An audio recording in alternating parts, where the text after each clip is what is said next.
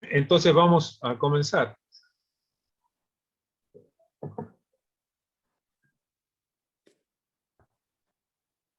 La presentación original de ondas gravitacionales fue en noviembre del 2016. Y esta presentación se hace en función de esa presentación, y se hicieron también ahora, que las van a ver, algunas ampliaciones. Tengo que agradecer a los amigos con más conocimientos que yo que colaboraron en la confección de esta presentación. Sin este aporte no hubiera sido posible su realización. Y no me permitieron que los mencionara por una cuestión de se avergonzaron. Pero bueno, esto es, digamos, una mentirita mía. El 19 de agosto, ayer, se celebró el aniversario de la Universidad Tecnológica Nacional. Quiero hacer una explicación de esta presentación. Pretende ser algo más que una divulgación científica. El objetivo es profundizar el tema de los efectos de comprender en física con las ondas gravitacionales. Algunas afirmaciones que retengo importantes las hago girar o están en celeste para llamar la atención. El índice será el siguiente. Primero vamos a hacer una introducción, y después de la introducción, que va a ser bastante rápido, voy a empezar con lo que llamo temas descriptivos, y al final va a ser el análisis del fenómeno recibido, y al final la actualización a agosto del 2021. En los temas descriptivos voy a citar las referencias y un glosario de unidades. Voy a puntualizar esto cuando entre a la parte 1, porque me parece que son muy importantes las referencias, que cambia el esquema de presentaciones que hemos venido haciendo hasta ahora, donde las referencias las poníamos al final. Yo pongo las referencias al principio porque me parece que son justamente la parte más importante, que es lo que uno tiene que decir. Porque como dijeron más adelante, tuve que empezar de cero con el tema del estudio de las ondas gravitacionales, y tuve que dar muchas referencias, y las quiero puntualizar y detallar de una manera que probablemente no la han visto precedentemente. Yo las precede en las referencias, y sobre todo también los glosarios y las unidades.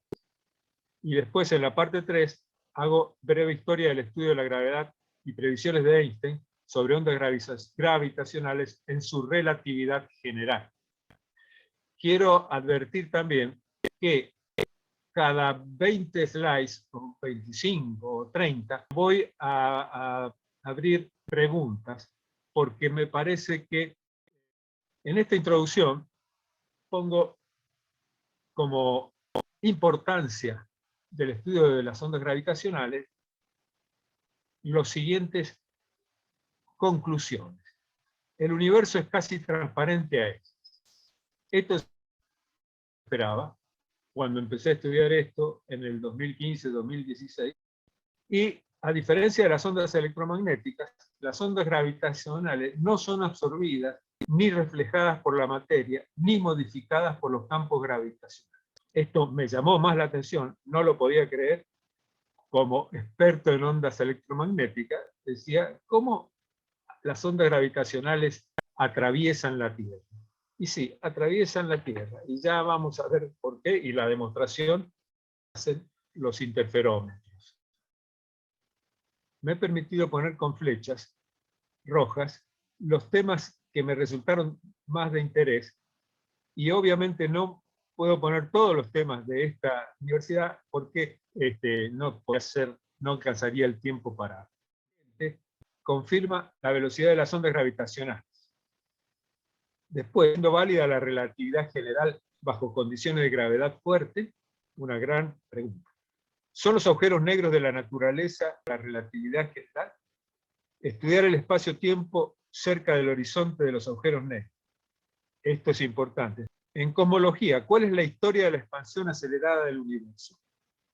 Física, La astrofísica de la radiación de fondo estocástica es muy importante. Es el ruido de fondo que tenemos los electromagnéticos en todos nuestros enlaces de microondas, en televisión. Eso se llama ruido de fondo estocástico, con la explosión que generó el universo. Las referencias son lo que le había enunciado anteriormente. Hago mucho hincapié en las referencias, porque haciendo hincapié en las referencias, lo espero, voy a poder inyectar curiosidades y datos nuevos, que fue lo que me pasó a mí cuando leí las referencias. Entonces, las referencias que más me interesan subrayar están en rojo. Gravitation waves from a binary black hole merger. Esto es LIGO. LIGO, ya vamos a ver lo que significa LIGO, es el acrónimo de Laser Interferometer Gravitational Waves Observatory, que es el observatorio de Estados Unidos que está compuesto de 2 interferómetros, y ellos han publicado una gran cantidad de referencias. La primera, que se llama LIGO, Scientific Collaboration, ¿verdad? Dice, esta referencia tiene 118 referencias. Es increíble todo lo que habría que leer para poder estar a la altura de esta gente. Acá tengo esta donde dice RL, observación de ondas gravitacionales procedente de la fusión de un sistema binario de agujeros negros. Esta es una referencia a la cual yo entré y me permití subrayar, evidenciar frases que después me posibilitaron hacer esta presentación. También está la referencia 3. La referencia 3 es muy importante. Es la conferencia de prensa de la anunciación que fue en 2016, de la confirmación de que las ondas que se recibieron en el 2015 eran ondas gravitacionales. No me permite.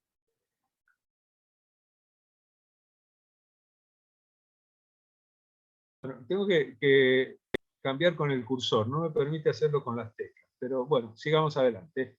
Interferómetro de Virgo, esto también está en rojo, y el 9 también está en rojo. Todas estas referencias hablan de los interferómetros de Virgo, donde yo aprendí muchísimo con la visita. Después las otras son también YouTube y distintas ondas causadas, estas referencias 7, son distintos tipos de ondas gravitacionales causadas por distintos orígenes. Este es el estocástico, que es justamente el ruido de fondo que debemos superar los radioeléctricos. Estas fueron referencias usadas para constatar los resultados del GW 150914. Este es el acrónimo de ondas gravitacionales del 2015, de septiembre, del día 14. Las referencias 10 y 11 fueron usadas para comprobar el porcentaje de cumplimiento de este fenómeno con la teoría de relatividad de Einstein. Ambas referencias son de alta complejidad y exigen un conocimiento elevado de astrofísica. La referencia 10 son pruebas de la relatividad general realizadas en este.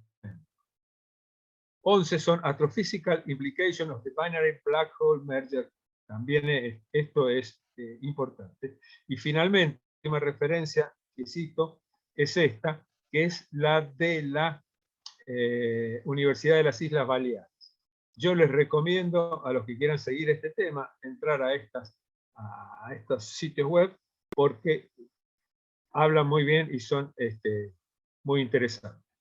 También vamos a pasar a la parte 2, glosario y unidades. Esto lo tengo también que presentar, aunque digamos no es típico en las presentaciones normales, pero necesito dar a conocer las frecuencias, por ejemplo, necesito que se conozcan las unidades, porque las unidades de las cosas que vamos a medir abren un panorama muy bueno de cómo es el fenómeno. O sea, empecemos con las referencias como digo. Ahora estudiemos las unidades, porque las unidades, por ejemplo, megahertz, hertz, que son igual a ciclos por segundo, esto es el conocimiento de una unidad. El parsec, que lo pongo en colorado, por ejemplo, porque no lo habíamos visto nunca, yo por lo menos, es la distancia que habría a una estrella que tuviera un paralaje de un segundo. Un parsec son 265 unidades astronómicas y es igual a 3,26 millones de años luz. Acá habíamos dicho unidad astronómica. ¿Qué es la unidad astronómica? Lo puse acá en colorado.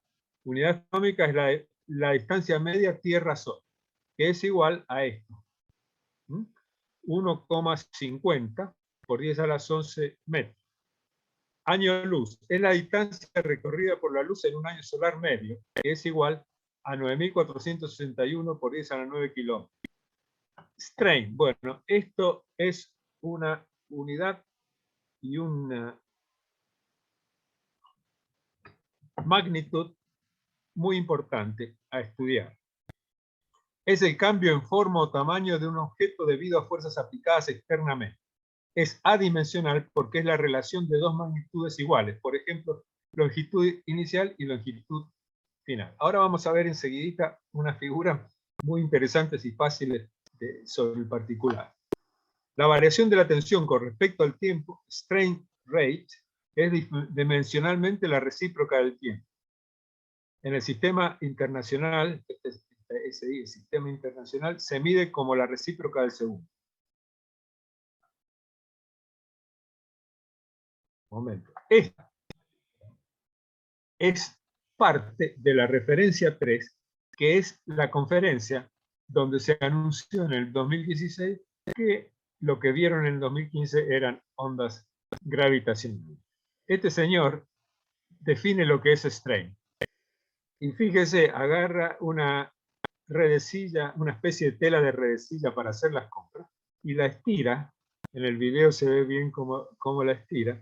Y dice, es la diferencia de distancia que dos puntos tienen como función del tiempo dividido por su separación inicial. Esta es la definición que acaba de dar de esta ecuación que se encuentra acá abajo.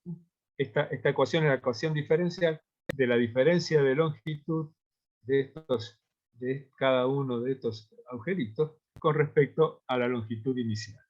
Bien, este video es muy explico porque la parte difícil acá tal vez sea para entender esta ecuación para aquellos que no son matemáticos. Pero con esta explicación de este señor vamos a retornar a los interferómetros. Digamos que los interferómetros, se los anticipo ya, hacen lo que le pasa a esta redecilla. Ya lo vamos a llegar ahí. Bien, la otra unidad es la estrés, el 11, que es la presión. Es la fuerza interna de un cuerpo por unidad de superficie asociada con la tensión. Repito, fuerza interna de un cuerpo por unidad de superficie asociada con la tensión. La unidad en el sistema internacional es el pascal, que se escribe PA, y es igual al newton sobre metro cuadrado.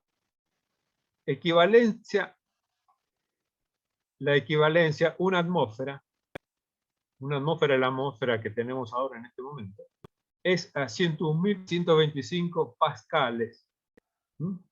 Y acá está un pascal, estas son las conversiones con las distintas unidades. El pascal es un newton por metro cuadrado, es esta que habíamos puesto acá. Si queremos representar en bar, es 10 a la menos 5 bar. Milibar, 10 a la menos 2. Atmósfera técnica, esto no me recuerdo qué es, la atmósfera somos nosotros, la que tenemos nosotros. Esto es Torricelli, lo que se mide en el experimento de Torricelli, Y la libra por fuerza por pulgada cuadrada es el PSI, que es lo que ya conocemos cuando vemos las documentaciones norteamericanas. Pound Square Inch, quiere decir. Bien, el vacío, el interferómetro, esto es muy importante. Dentro de los tubitos donde circula la luz, el láser, hay un vacío de 1 micropascal.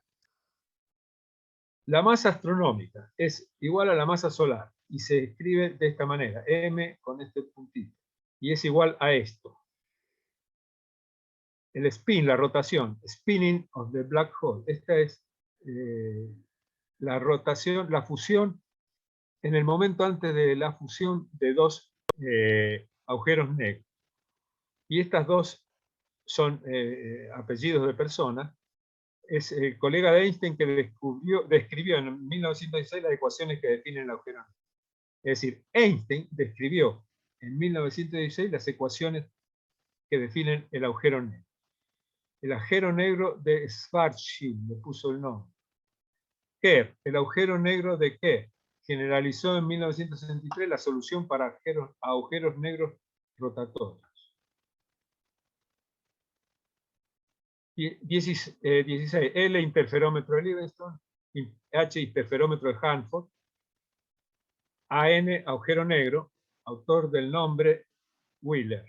Estocástico quiere decir aleatorio. Chirp es un silbido. Yo lo traduzco como silbido. Chirp más, sonido de la fusión de agujeros negros. La referencia 8. Es el ruido que vamos a escuchar en el interferómetro cuando se fusionan dos agujeros negros. Bueno, esta es una explicación matemática. Acá está queriendo decir que la envolvente de esta señal aumenta con respecto a cuando disminuye la frecuencia. Acá tenemos disminuida y la envolvente va creciendo. Esto es lo que quiere decir esta formulita.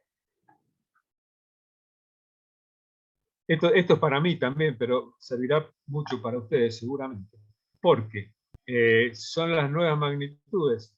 El 10 a la menos 3 era el milímetro, ¿se acuerdan? Pero seguimos yendo para abajo en el sentido de la disminución y tenemos 10 a la menos 21, 10 a la menos 24 y se llama yocto y se lee como una Y. Y acá 10 a la 24, acá va subiendo, 10 a la 24 es iota, y acá tienen la I mayúscula. Acá tenían la I minúscula, y así sucesivamente. Acá tienen la Z mayúscula, porque es 10 a la 21, Z. Y septo. Bueno, estas son las unidades que si en algún momento las necesitamos volver acá. Esto también lo puse como dato para poder volver, después creo que no lo necesitaremos, pero cada una de las frecuencias de las longitudes de onda y la frecuencia y la energía en Joule. Energía en Joule, frecuencia en Hertz y longitud de onda en metros. Todo en metros. Todo en Hertz, todo en Joules. Bueno, ¿hay alguna pregunta hasta aquí que alguien esté interesado? Voy a dejar unos 30 segundos para que piensen las preguntas. Si hay alguien que tiene preguntas. Sí, Roberto, la señal chirp, fue para complementar. Es justamente, como vos mostraste, básicamente es una sinusoide que comienza en una baja frecuencia y termina en alta, o al revés, como la mostrás vos, empieza en alta y termina en baja, o baja y termina en alta. Normalmente, o en principio, de amplitud constante, pero en este caso tiene un envolvente de carácter exponencial. Ese es el significado en señales, en el análisis de señales del término chirp. Correcto. ¿Pregunta? Bueno, pasamos. Gracias, Eduardo. Breve historia del estudio de la gravedad. Previsiones de Einstein sobre ondas gravitacionales en su relatividad general. naturaleza de las ondas gravitacionales. Ustedes van a ver en cada vez que pongo el índice que ya hicimos, acá arriba, parte 1, se ve, digamos, pero lo que quiero resaltar es que después que hagamos esto, después viene la parte 4 y después viene la parte 5, para que ustedes vean más o menos cuánto falta para irse a la casa a dormir si no quieren irse más temprano. Bien, entonces, parte 3, breve historia del estudio de la gravedad. Breve resumen, hago esto. Bueno, acá también es una opinión personal de la experiencia. Para conocer un fenómeno físico conviene conocer la historia. ¿Cómo empezó? Yo empiezo la historia de la parte de la gravedad, aunque esto empezó algunos años antes de Cristo probablemente, pero en esta presentación comienzo en el siglo XVI, en Pisa, Italia, el comienzo del siglo XVI, Galileo experimento desde la Torre de Pisa. Ya lo vamos a ver, todos estos experimentitos los vamos a ver muy rápido. Fines del siglo XVII, al fines del 1600, Inglaterra, Newton, gravedad, teorías avanzadas para su época. Comienzo del siglo XX, Alemania y Suiza, Einstein, teoría de la relatividad especial y general. Previsión, él previó las ondas gravitacionales. Esto lo voy a repetir varias veces. Previó que se iban a producir agujeros negros que colisionaban y que provocaban ondas gravitacionales, y previó la ecuación de las ondas gravitacionales, y además dijo que iba a ser dificilísimo medirlas porque van a ser muy pequeñas. Y en todo eso le acertó. Siglo XX, 1969 y 71. Comprobación del experimento de Galileo en la Luna. Siglo XXI, usa probación y medición de ondas gravitacionales. Siglo XXI y futuros. Aún no tenemos un conocimiento profundo de la gravedad. Conozcamos esto porque podemos tener sorpresas. El estudio de las ondas gravitacionales podría ser un camino a seguir. Bien, esto es el experimento de Galileo. Según la leyenda, el experimento de caída de los cuerpos de la Torre de Pisa estableció por primera vez que los objetos de peso diferente caen a la misma velocidad.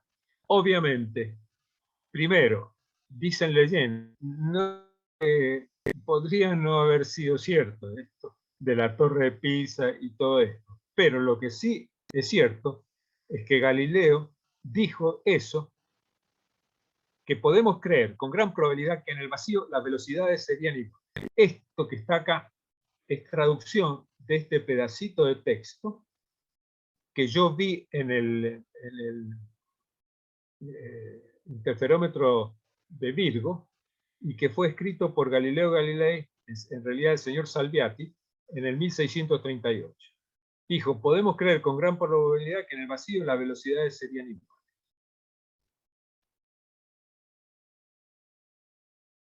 Esto es en el 1969 y 1971. Yo tuve la fortuna de ver estos en directo, estos experimentos, porque se transmitió en directo desde la Luna. Los jóvenes que están escuchando en este momento probablemente no habían nacido todavía, pero tenemos acá un astronauta que tiene un martillo y una pluma. Deja caer las dos al mismo tiempo y el martillo y la pluma caen al mismo tiempo. Esto fue en el 1971. En el 2016 yo visité el interferómetro de Virgo, y hay un aparatito que son dos fotos distintas del mismo aparatito, donde tiene una columna al vacío y tiene otra columna a la atmósfera normal. Estas son dos pesos distintos. No se hizo, no lo vi a funcionar el experimento, porque no había una persona que lo tenía que hacer funcionar. Pero meten estas dos pesos. En realidad los pesos ya están arriba, esto es lo que se muestra. Y se lo largan acá y los dos llegan al mismo tiempo y acá llega el más pesado, primero el más pesado que el siguiente, que el más liviano, perdón. Esto es la atmósfera y este es el vacío. Newton. Seguimos describiendo entonces los fenómenos que nos fueron induciendo al tema de la gravedad. Inglaterra, Newton, teorías avanzadas para su época. Esta es la fórmula de Newton que nosotros vimos en física 1, física 1 y 2 en la escuela secundaria, y hago notar los nombres de los profesores de ese momento, el profesor Marone y el profesor Yáñez. Cada uno tenía su sobrenombre, pero esto lo vimos en el secundario. Esta es la constante de gravitación, la constante de gravitación universal, y vale esto, 667 por todo esto. Con estas son justamente las unidades que nos dan a conocer perfectamente cómo acciona esta fórmula. Esto es masa de un cuerpo por la masa del otro, por la constante de gravitación universal, sobre la distancia al cuadrado entre las dos masas. Esto también funciona con las cargas eléctricas. Por eso mencioné al profesor Yáñez, que nos hizo ver en la parte eléctrica, si ustedes recuerdan, los compañeros lo recuerdan. Los comienzos de Einstein en la teoría de relatividad especial y general. Aclaración. Esta presentación no pretende profundizar la teoría de la relatividad general, simplemente pretende enunciar y demostrar en lo posible las coincidencias con esta teoría, con lo detectado por LIGO en el 2015. Lo leo textual para que no esperen una gran profundidad en esta presentación sobre la relatividad general y especial. La contribución importante de Einstein en su época fue la introducción del concepto espacio-tiempo y de onda gravitacional.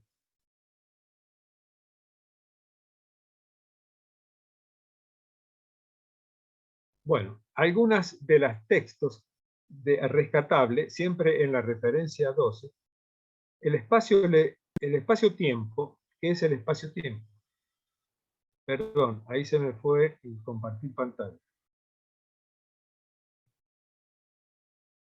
No sé por qué.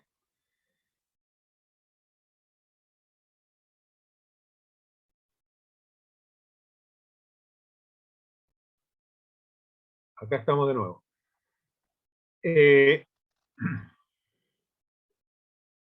De acuerdo con la teoría de Einstein, la gravedad no es una fuerza, sino que está relacionada con la curvatura del espacio-tiempo.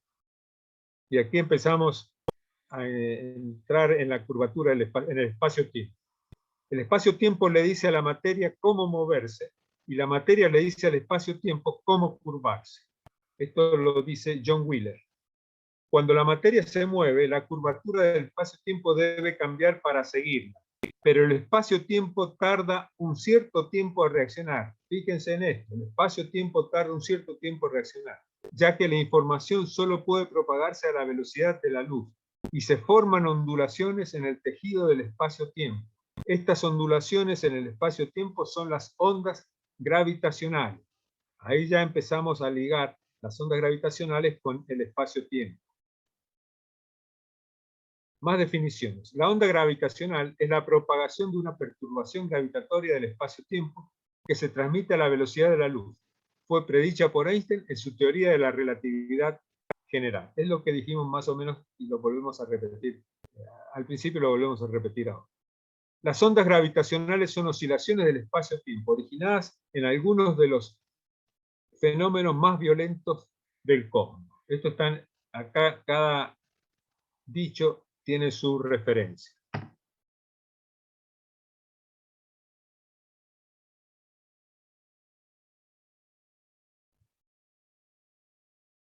¿Qué fenómenos provocan? Son generadas por procesos catastróficos en el universo que involucran grandes masas. Explosión de supernovas, que son colisión de grandes masas, fusión de sistemas binarios como el GW 150914, el Big Bang, la gran explosión de la creación del universo. La comprobación de la existencia de esta fuente es posible gracias a la reciente instalación de interferómetros gravitacionales.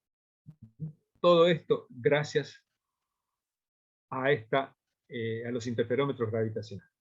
En función de su origen, las ondas gravitacionales se las pueden clasificar en continuas, binarias, espiral, burst y estocástica. Esto repetimos lo que dijimos antes. Y acá están las ecuaciones. Binarias o espiral.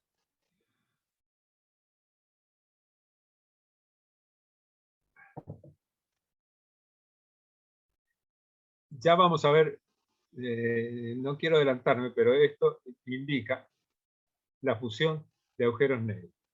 Cuando se van acercando los dos agujeros negros, aumenta la frecuencia y aumenta la amplitud hasta que después, cuando ya se fusionaron, van a cero directamente. Esto lo demuestran los interferómetros. Estas son explosivas o burst. Acá no sucede nada, perdón, a veces me escapa el italiano. No sucede nada hasta que viene una explosión. Es como una explosión normal, que hace gran ruido y después se atenúa.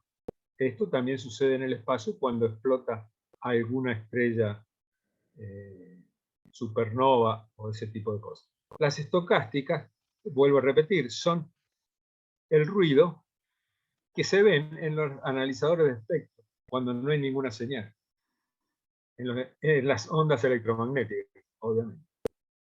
Ejemplo de onda gravitacional estocástica.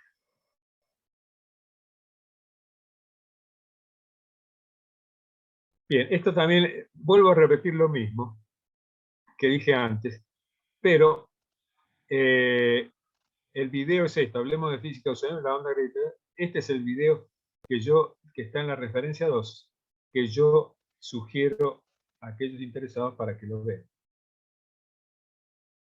Bueno, de nuevo, ¿preguntas hasta acá?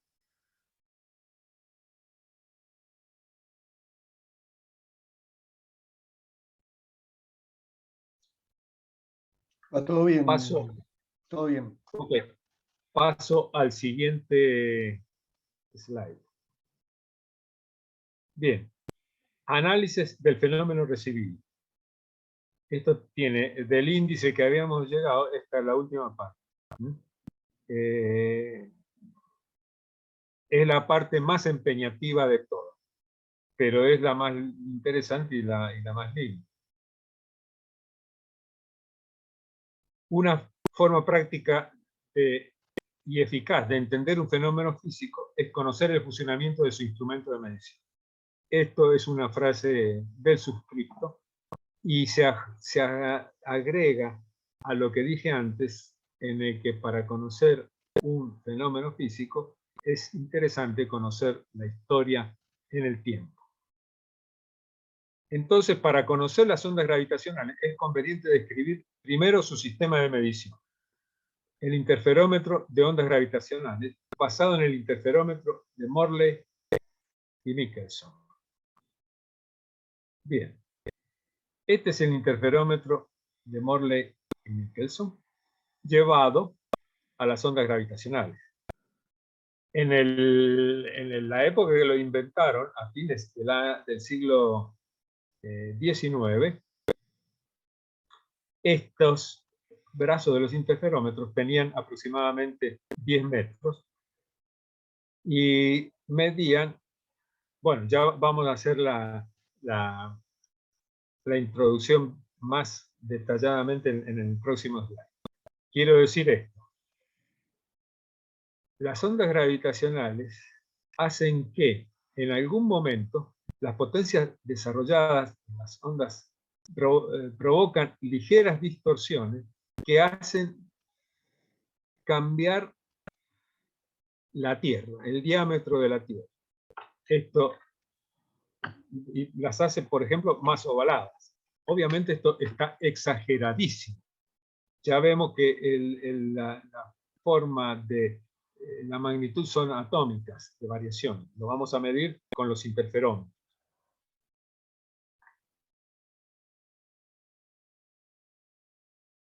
Bien, la descripción del LIGO es la siguiente. Son dos interferómetros. Acá están los dos brazos de los interferómetros, que son perpendiculares entre sí. ¿Cómo están colocados? Están a 3030 kilómetros entre ellos, que son equivalentes a 10 milisegundos de si los recorremos, si esa distancia se recorre a la velocidad de la luz. Esto está en la referencia 2. Este es el MIT y este es el CIT, California y Massachusetts. El observatorio de Livingston, ahí tienen arriba las coordenadas donde está, que pueden entrar con Google Earth en cualquier momento.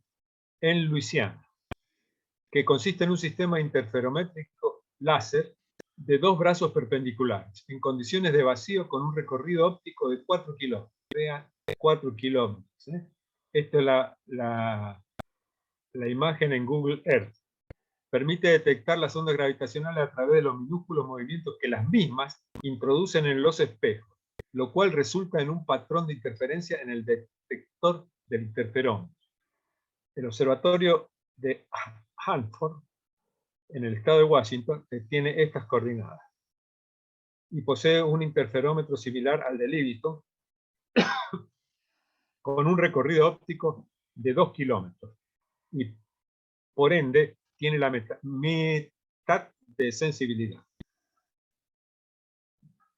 Para conocer con precisión la proveniencia de las ondas gravitacionales es necesario triangular la onda con interferómetros ubicados en lugares geográficos apartados entre sí.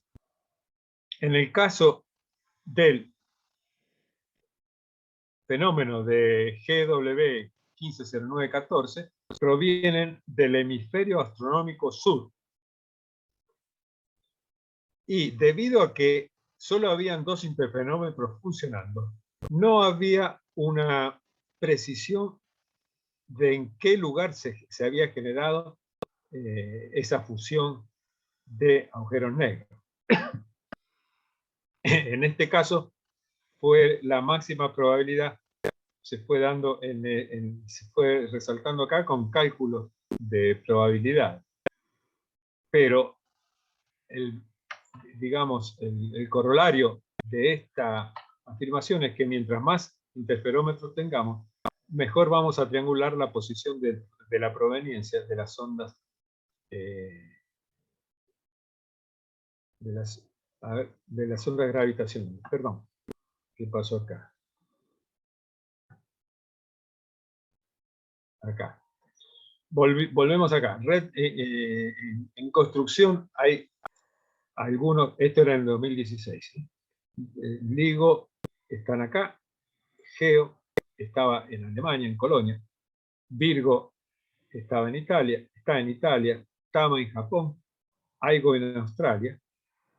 Y bueno, acá entonces podemos triangular mejor, fíjense, con todos estos interferómetros, podríamos triangular mejor la proveniencia de las ondas gravitacionales.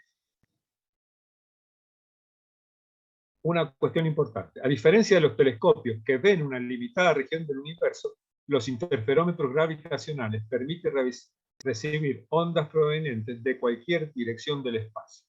Esto último se ha dado a llamar astronomía gravitacional.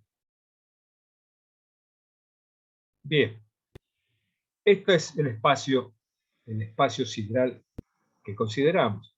Y el que está en violeta es el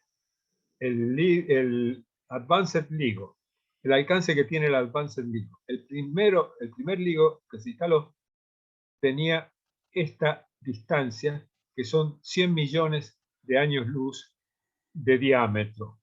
Podía detectar el interferómetro, digamos, no el interferómetro, el fenómeno, está en el medio de este circulito. Estos son 100 millones de años luz, que es en realidad 50 millones de años luz. Podríamos detectar en esta esfera los primeros ondas gravitacionales. Después, con el Advanced LIGO se aumentó 10 veces, lo que equivale a un volumen de 1000 veces más grande de espacio. Estarán al alcance de varios conjuntos de galaxias que posiblemente contengan multitudes de estrellas, neutrones y agujeros negros. Esta es la referencia 2,5. Vamos a Italia. Estas son las coordenadas de Italia. Se empezó la construcción en el 2003 y, digamos, mi opinión personal, lo pusieron cerca de la Torre de Pisa, a 20 kilómetros más o menos, este interferómetro. Y bueno, lo pusieron acá cerca de donde hizo Galileo. Esa es mi sensación. Acá estas son las fotos. Primeros que saqué. Entonces, tenemos los dos brazos del interferómetro. Están a 90 grados. Uno está hacia el norte y el otro está hacia el oeste. O sea, este está hacia el mar. Livorno está hacia aquella dirección, más o menos.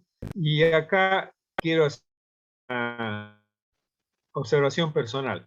Me emocionó mucho cuando vi que este interferómetro, apuntando, no lo hicieron a propósito, obviamente, estaba apuntando al Monte Serra. El Monte Serra es una montaña que yo conocí en los años 90 porque instalé la repetidora de la estación donde trabajaba, la instalé en el Monte Serra para alimentar de televisión a Pisa con radioenlaces que llegaban desde Capri hasta el Monte Serra y seguían hacia el norte.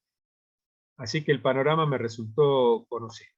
Dicho esto, estos son los tubos que protegen, son estos tubos que protegen al interferómetro verdaderamente. Este es el tubito del interferómetro, que tiene 1 metro de diámetro, tiene una longitud de 3 kilómetros, un volumen de 6.800 metros cúbicos al vacío. Tiene que tener una maquinita que bombee el vacío en un volumen de 6.800 metros cúbicos de vacío. Los tubos tienen 2 tubos a ultra vacío, obviamente, 1 y 2, 10 a la 10 milibar, y este es el diámetro que tiene este brazo. Bien, acá vamos a ver entonces con mayor precisión cómo incide la onda gravitacional en el interferómetro. Esta es la onda gravitacional que viene del espacio, recorriendo esta flecha, y va haciendo compresión en un momento y tracción en el otro momento. Entonces, estos son los brazos del interferómetro. Ya lo vamos a ver también con mayor precisión. Cuando hay una contracción en una dirección, hay expansión en la dirección perpendicular. Acá quiero señalar y subrayar que esta es una representación gráfica. Es muy difícil que la onda gravitacional caiga justamente en el centro del interferómetro y que caiga de una manera como está haciendo en este caso esta flecha. En realidad la onda bien inclinada y esta flechita en realidad es inclinada y va a golpear de esta manera. Esto, hagamos de cuenta, para comprender esto, hagamos de cuenta que esta es una antena de televisión de nuestras casas que estamos apuntando a la antena de propagación de irradiación. Si nosotros cambiamos la dirección de la antena de televisión de nuestra casa, seguimos recibiendo la señal, pero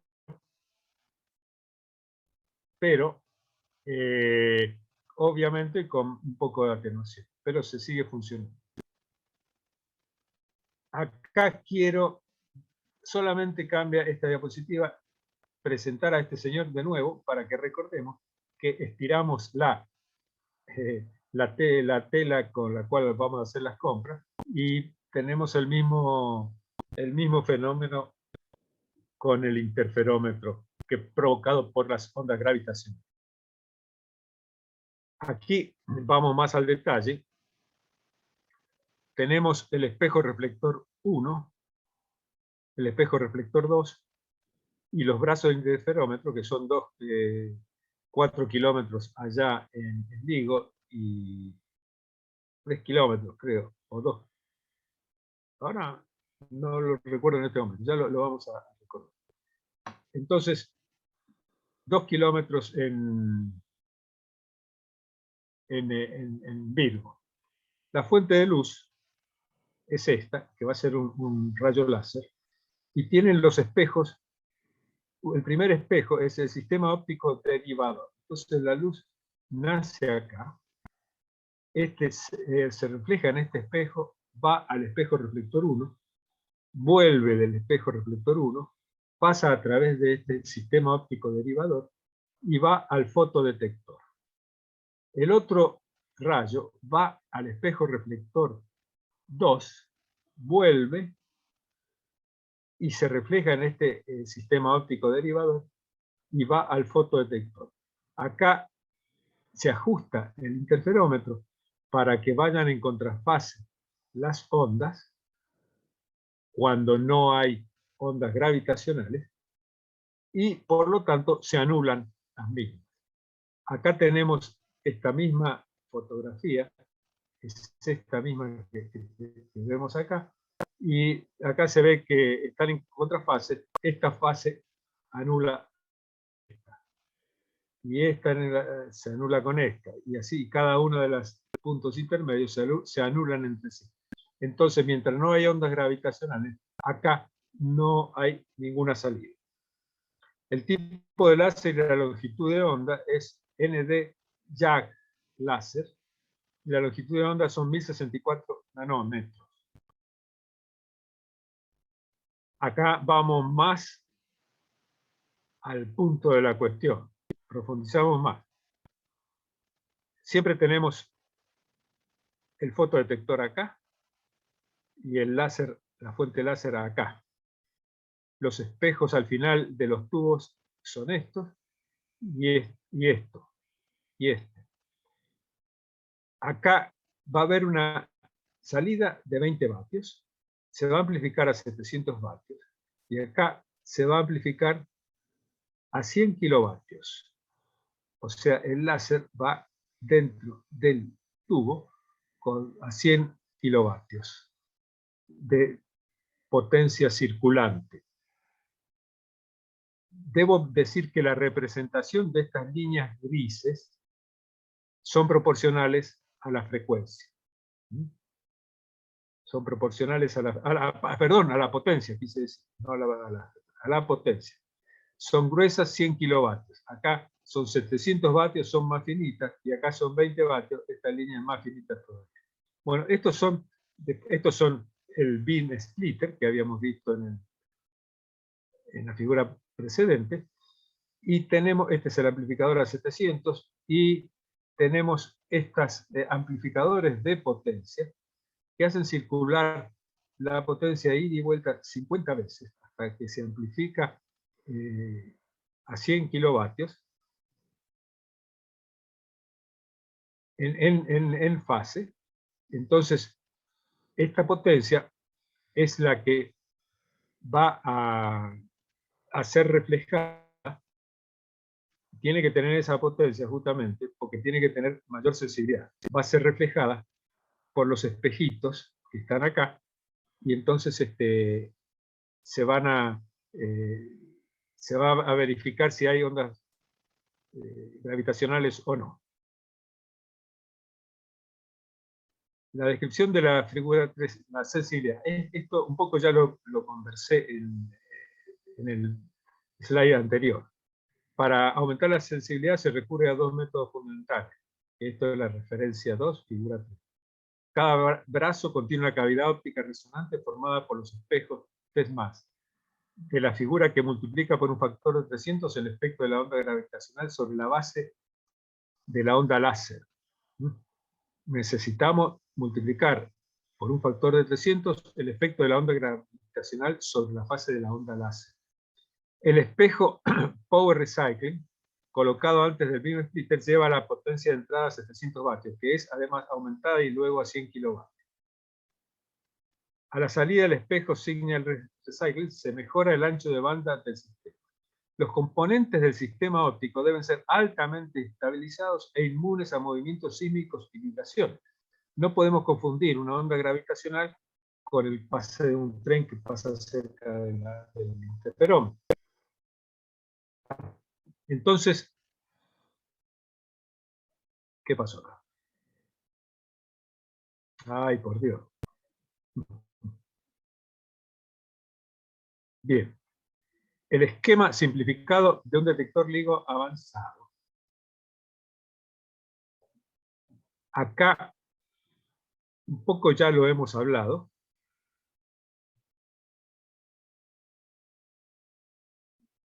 Bueno, acá, si bien la respuesta direccional de un detector es máxima para el caso de incidencia ortogonal, que la onda gravitacional vaya justo ortogonalmente cayendo en el interferómetro, la mayoría de otros ángulos de incidencia o polarizaciones es similar a un comportamiento de la antena de ondas electromagnéticas.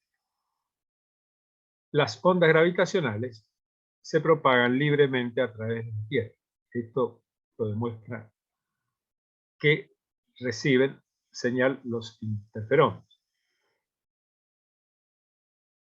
Bueno, ahora sí comienza a complicarse la cuestión, pero esta es una figura muy fácil que ayuda a entender una cuestión complicada. Esto es un péndulo. Esto está en el video de la referencia 3. Este señor tuvo el premio Nobel, entiendo que es uno de los que tuvo el premio Nobel por este experimento. Obviamente no el del péndulo que están viendo ahí. Pero él explica el péndulo, como todos lo conocemos, muy fácilmente. Fíjense, si él mueve lentamente hacia el centro de su cuerpo este péndulo que tiene ahí colgado, el péndulo no va a pendular, o va a pendular muy difícilmente. Pero si lo hacemos movimiento rápido, el péndulo va a pendular más rápidamente. Entonces, ¿qué significa esto? Que un péndulo ya causa una atenuación a un movimiento. Si yo coloco varios péndulos uno abajo del otro, que es lo que hace los interferómetros, entonces el péndulo de más abajo casi no se va a mover cuando el péndulo de arriba se mueve.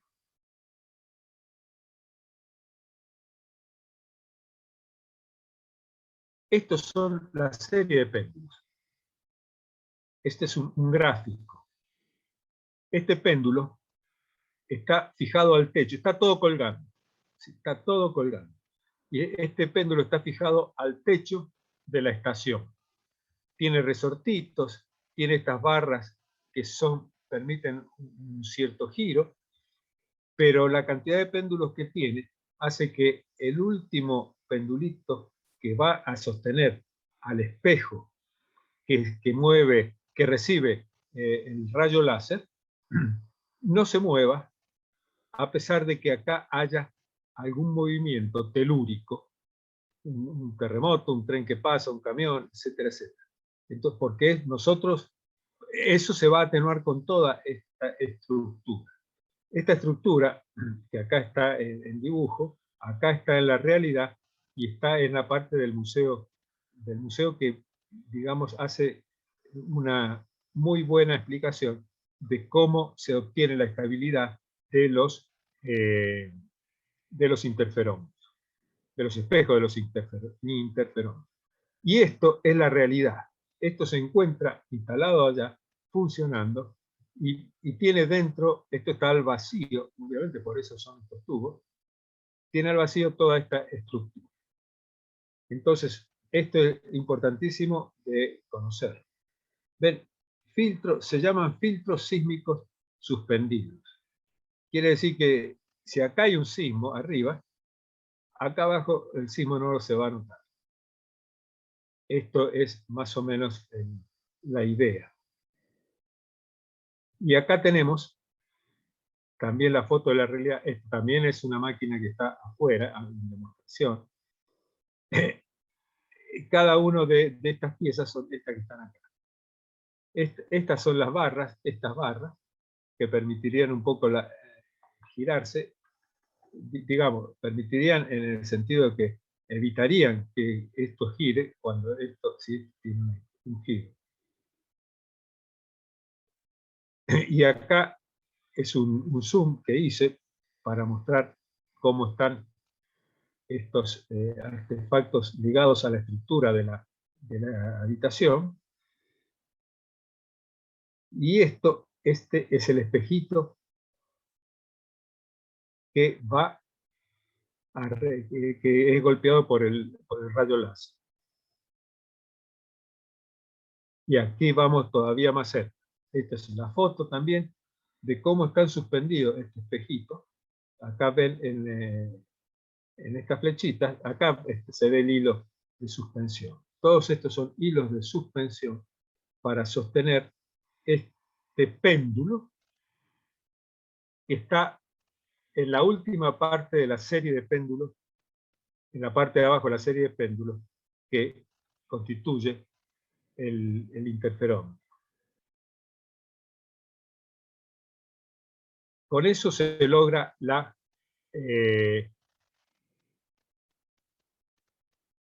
precisión en las mediciones. Y ahora viene la comprobación de la elasticidad espacio-tiempo, y que las ondas gravitacionales no son absorbidas por la materia. Tenemos a la izquierda, el brazo horizontal del interferómetro es más largo que el vertical. La Tierra se encoge en su eje polar. Se encoge acá y se alarga acá. Y acá, derecha, viceversa. Este resultado verifica la elasticidad del espacio-tiempo de Einstein. Este diagrama que vemos acá es un diagrama del espacio-tiempo. Y entonces es elástico porque se mueve en función de las gravedades que pudieran incidir en él. Acá vamos a ver cómo se mide. Hacemos más grande esta figura. Acá, cuando no hay ninguna onda gravitacional, estas dos ondas se cancelan entre sí y a la salida del detector no tienen otra cosa que no sea esto. Cuando llega una onda gravitacional, acá lo que sucede es que esta es un brazo del interferómetro y este es el otro brazo del interferómetro, que ahora no coinciden en estar en contrafases, sino que sus fases se suman o se restan de acuerdo a lo que resulta acá algebraicamente en esta composición de dos ondas. Y esto es la onda resultante, que yo me permití hacerlo de una manera muy elemental, porque fui sumando y restando y fui dando que estas son las ondas, la onda resultante. Bueno, esto es lo que le explicaba ya de este slide. Las ondas gravitacionales no se pueden oír sin un detector que las distinga y mande la señal a los altavoces. Bueno, ahora llega la hora de hacerles oír el sistema, la onda gravitacional, que responde a aquella ecuación o aquella onda creciente que señaló también el ingeniero Serdocci. Un momento, por favor.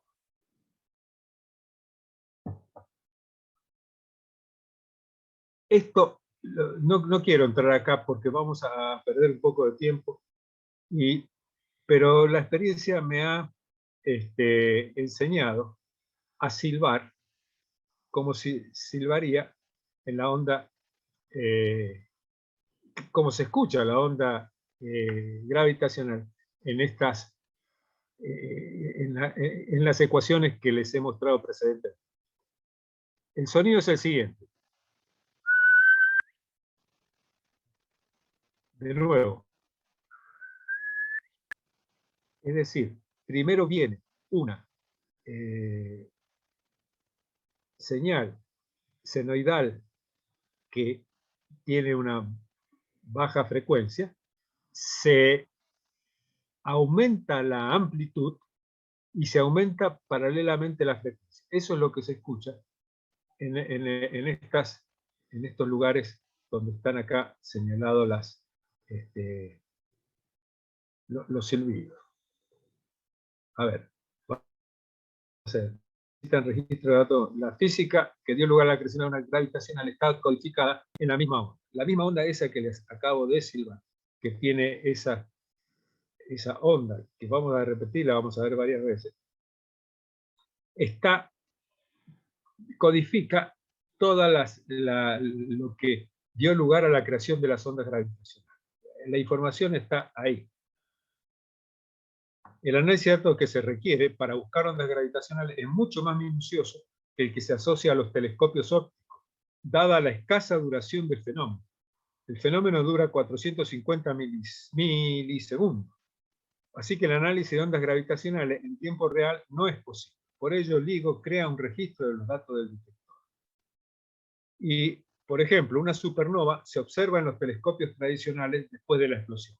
En cambio, en LIGO se pueden recuperar los datos anteriores de esa explosión y en los instantes precedentes al comienzo de la supernova. También acá hay clic para escuchar esos sonidos. Para supervisar las perturbaciones ambientales y su influencia en los detectores, cada sitio del observatorio está equipado con una serie de sensores, sismómetros, acelerómetros, micrófonos, magnetómetros, receptores de radio, sensores de clima, controles de alimentación de línea eléctrica, de alimentación, detector de rayos cósmicos, entre otros. Se graban 105 canales de datos correspondientes al punto de operación del interferómetro y del estado de los sistemas de control mencionado más arriba. Estos datos están sincronizados con GPS con una precisión mejor a 10 microsegundos.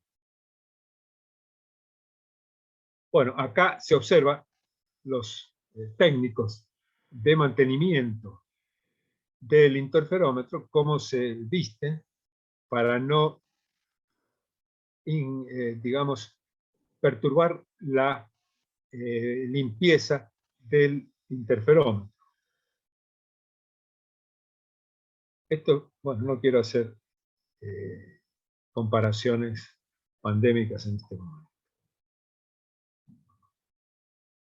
Cámaras de control técnico dentro del interferómetro. Este es el centro de control del interferómetro de Virgo. Y estas son las cámaras, ellos pueden ver dentro gracias a las cámaras que colocaron, porque no podrían estar ahí adentro, obviamente. Y acá en estos controles son los que reciben la información de las ondas gravitacionales. ¿Preguntas hasta aquí? Por ejemplo, cuando describías el interferómetro, decías que en cada uno de los brazos se hace circular el rayo entre dos espejos 50 veces, digamos. Eso es para aumentar la potencia, digamos, va aumentando la potencia, digamos, de la señal. Sí, señor, correctamente, gracias. Y entonces, o sea, claro, yo me preguntaba cómo hacen para contar las 50 veces y dejarlo pasar para digamos, para el que detecta, ¿no? Simplemente cuando alcanza el umbral para pasar recién ahí se percibe, es esa la idea. Sí, yo pienso que esa es la idea.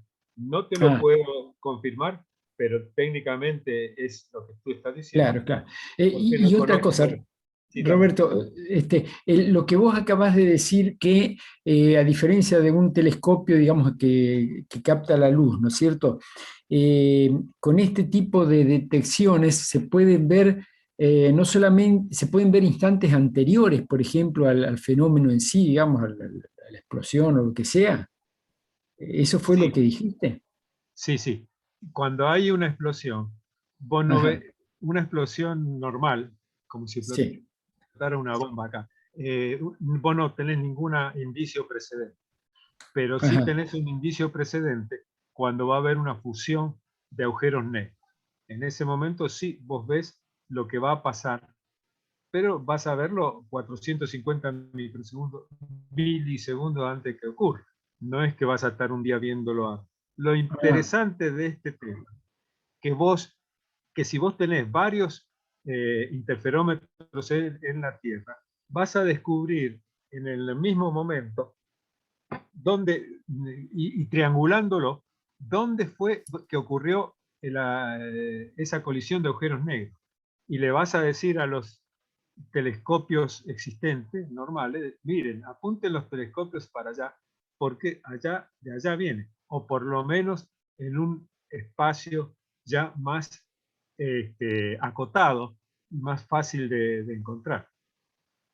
por ejemplo, suponte que, no sé, se produce un fenómeno, chocan dos agujeros negros, alguna cosa así que produzca un inicio de una explosión o lo que sea.